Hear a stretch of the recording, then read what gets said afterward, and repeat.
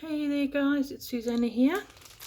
Well, welcome to the first part of my vintage stitchery, vintage pink stitchery. I don't know, I may call it something else, but at this point that's what it's called, because it's mainly in pinks and greens and a little bit of grey. I've got 14 kits including this one. I did have, I think, 17 or whatever. I've already sent 2 off. They're being ordered. So I'll go through this with you, and I'll just take this off and give you a bit of a look at how big this thing is. So I'll show you what you get in your kit. This is sort of the basic layout of what I want to do. It's just gorgeous. The fabrics are just beautiful, and also you get enough in the kit. So you've got this on the back of it, the calico, and you get enough in the kit to make like maybe a cover for a journal as well. So I'll explain it to you as I go. First, I will just show you the measurements of how big this is. It is about 20 inches across, which is, this is just an inch one, so whatever, I'll have to get my other one. This has actually got centimetres on the other side. So 20 inches, which is about 51 centimetres.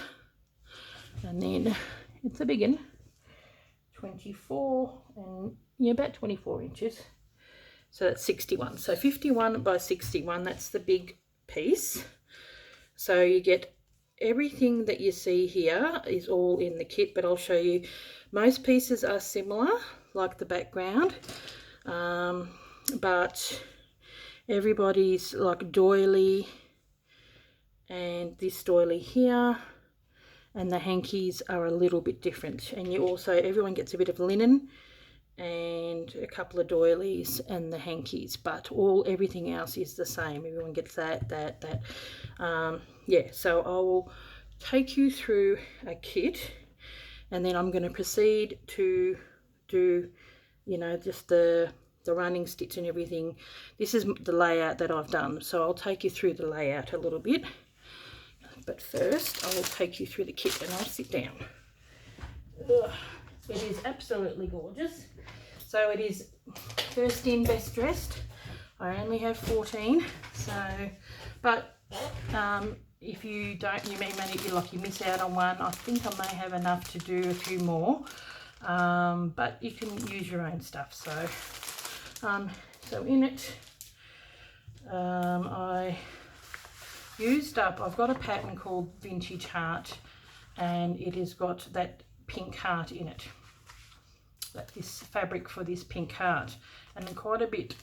I had about 50 something of them, and they are just sitting in my cupboard, so I thought I'm going to utilize this and show how to actually make something with it. So you get the pattern, which will cut the back of that. So everyone gets, these are vintage buttons. They're absolutely beautiful. I think there might be about 16 in there. 1950s buttons. Yeah, absolutely gorgeous. I got them in, I was lucky enough to find some of these things on eBay, and like I had got about 6 whatever tubes, and I'm like, I score, very, very happy to get them. So I'll lay them out. So everyone gets all these buttons. These couple of pieces here, there's 2 new pieces, but everything else is pretty much vintage. This is a Japanese fabric from my local patchwork shop. I just thought it was so beautiful, and then same with that, it just went really, really well. So this is a vintage, like this beautiful skirt that I had found at a vintage market, and that's why I got this. Hopefully you're in camera. Is it in the camera? Yep. Yeah, so I got that one to match that one. I just thought it matched really, really well. Here's the piece of calico, to go on the back for your slow stitching. This is the piece for this one. I'm actually put it upside down so I don't. So here is the doily for that one. So they're all a little bit different because, as you know, all doilies are different. So that's the doily for that one. And you get a couple of doilies because there was another doily on here. Everyone gets this. Is my hand dyed green piece. I used the sort of more tealy colour in my last block of the month, the bird in the nest, but I had made teal and the green, and these are hand dyed by me. Everyone gets a piece of linen of some sort, or is it just, this could be a napkin. Everyone got a piece of bluey greeny. See, look, these are, I've washed them, but these are vintage, so you're going to have some bits and pieces on them, but you just sort of cut, maybe you can probably cut around that. Yeah, so it's mostly pinks and whites, but then there's some bluey greeny colours and everything in there as well. This sort of sheety, really pretty, and it's actually got little bits of glitter and stuff in there, but it's really pretty. So you got that, and this is that gorgeous fabric that I use in the bird nest. I had a nice big piece, and so you got quite a big piece of this in there. Here's the linen. Everyone gets a nice big piece of linen. That's quite a big piece, and once again it's got marks and stuff on there, but they are quite vintage. So I'll just bang my elbow.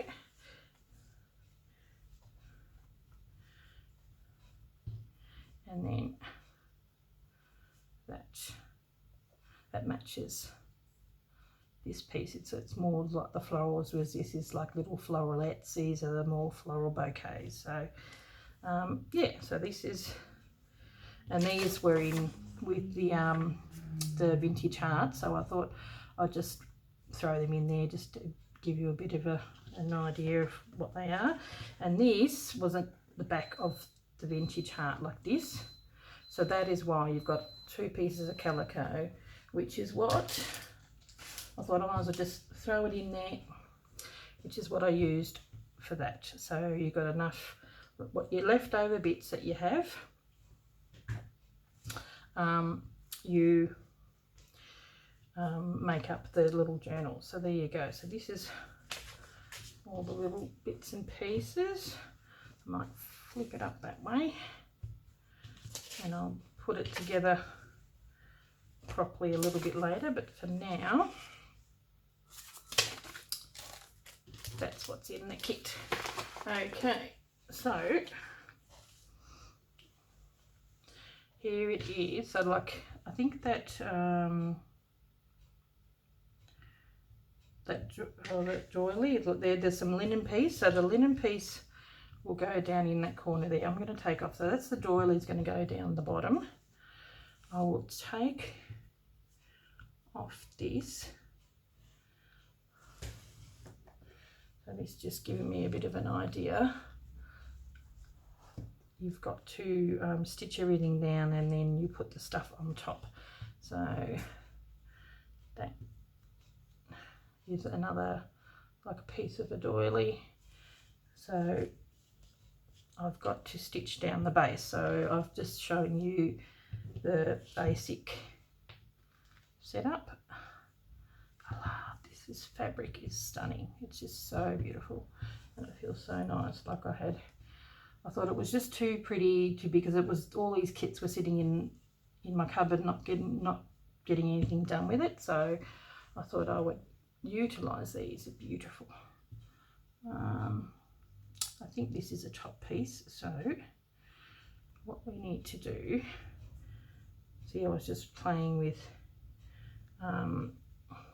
and then this one here as well. So you just pin everything down,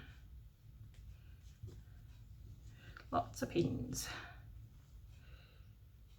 If you want to, you can use safety pins if you want them not to pin you.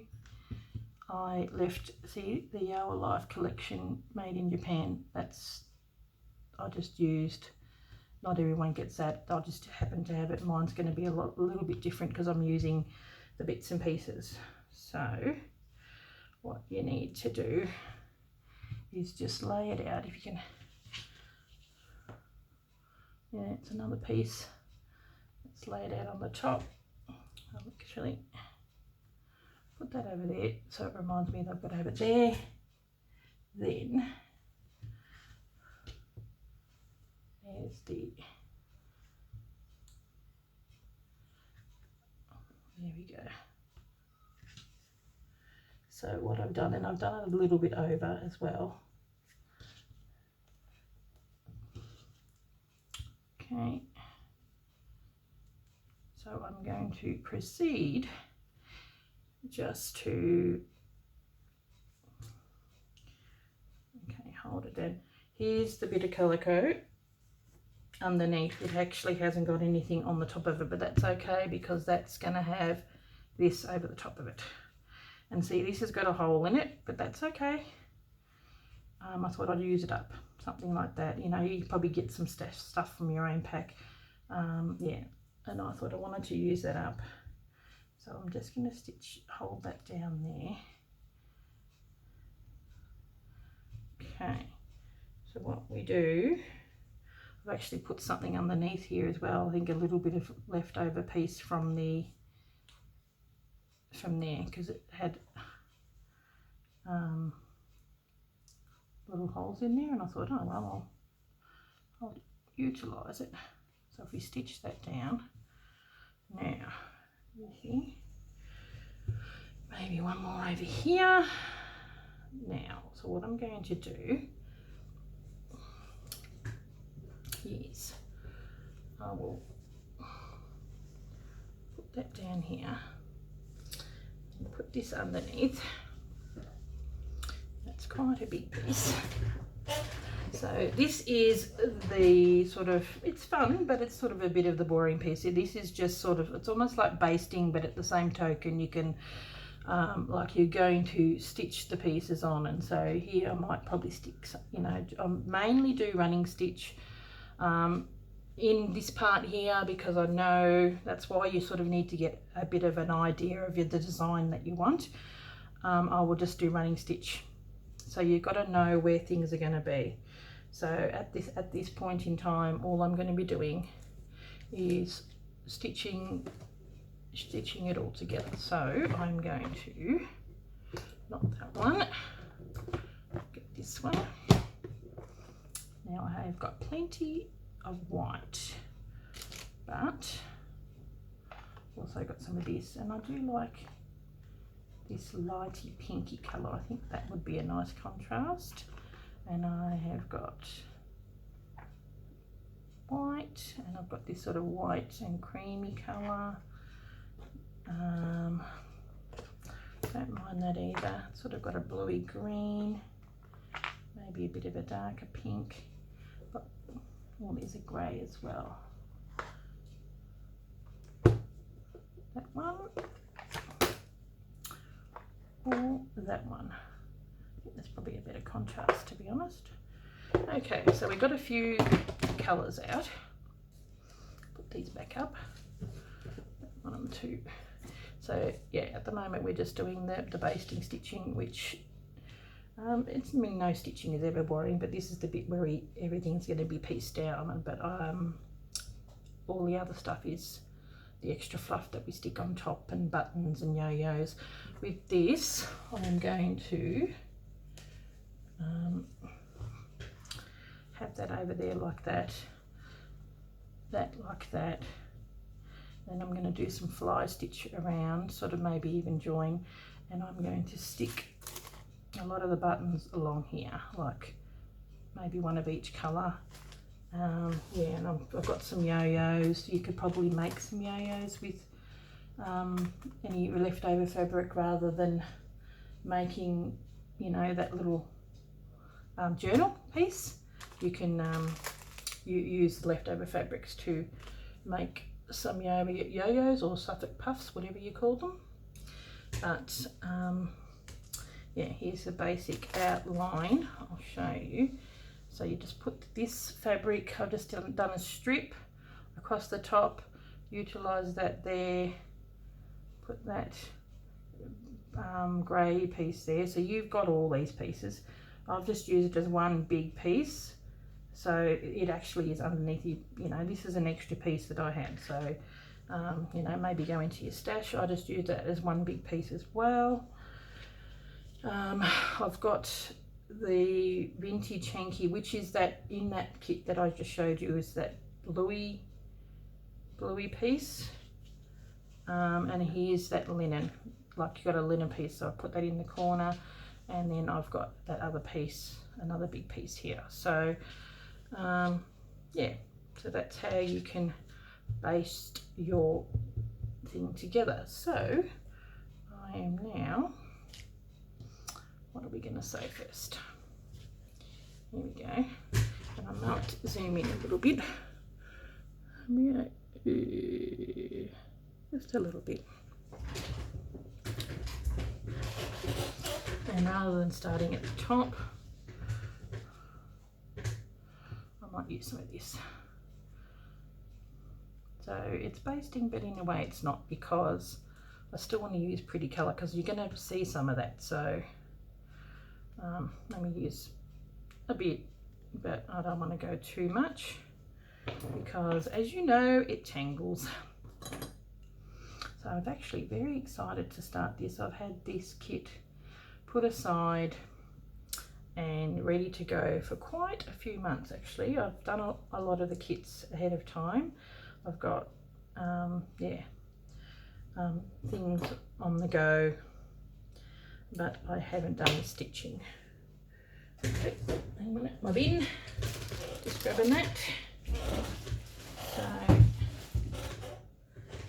okay, now we're just going to go just in here like that, and I might do a quick running stitch. Now this is why it's important that, see how that's over that, because you want to be getting the three. So the 3 stitches is here, that one, and the calico underneath. So at this point I'm just sort of doing a bit of basting, but I'll do it with a bit of colour. It can get rather frustrating because when you have it too long, because you catch on the pins. So we're getting to the point where we want to get rid of the pins. So none too exciting. If you want to do, see, first pin, put back in the thing. And you could probably do a double running stitch, or you know, maybe go back over this with a whip stitch over the top of that, but I just sort of want to hold it down for now at this point. And you know, as you can see, you know, not always even, that's going on a bit of a slant, that's bigger than the others, you know. That's the whole point. The whole point of slow stitching is just to enjoy yourself. This is a really beautiful, like the colours in this are so pretty and soft and divine. I'm a bit of a pink girl, as you know, if you've been a subby longer than 5 minutes. This is beautiful fabric. So yeah, I'll just do a little bit with you here, and then get you to do, you know, some homework, and then I'll be back once the backing is stitched, and we can do some fun embellishment and a few more stitches. At the moment, this video is the first introduction. If you hear any noise in the background, now that I'm in the kitchen, I have people coming in and out, so which is pretty common. Now, what I might do here, because I've got plenty left, I could go back, and I'm very tempted to, but I just want to get it down. I might go back at a later date. Oh, sorry, right in your face. So since it's here, I'm just going to continue stitching down here in this pinky colour. And then soon we can take out that. So the whole aim of this part is to try and get rid of your, have it all stitched down. And it doesn't matter that, you know, like I've stitched it down there, it's okay, because we are going to be putting, you know, you need to make a border out of this. Okay.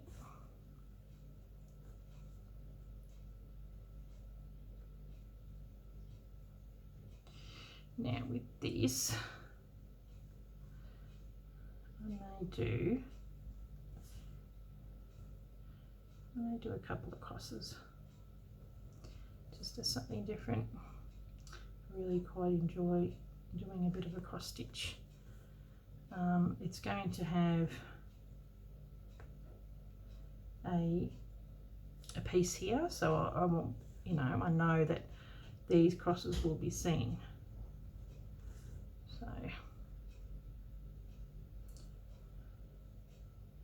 So I'll just do 3. If someone wants to come in to have something to eat. And then might even do it that way.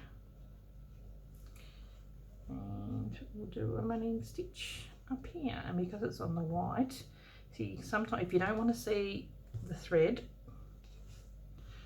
do it similar colour. But if you want it to stand out, which I think is the whole point, maybe you can do it in a contrasting colour and it looks really pretty against that. So I'm trying to aim for a pretty slow stitching thing in this one. Okay, because it's quite a big piece, it is going to be a little bit tricky in places. Oop.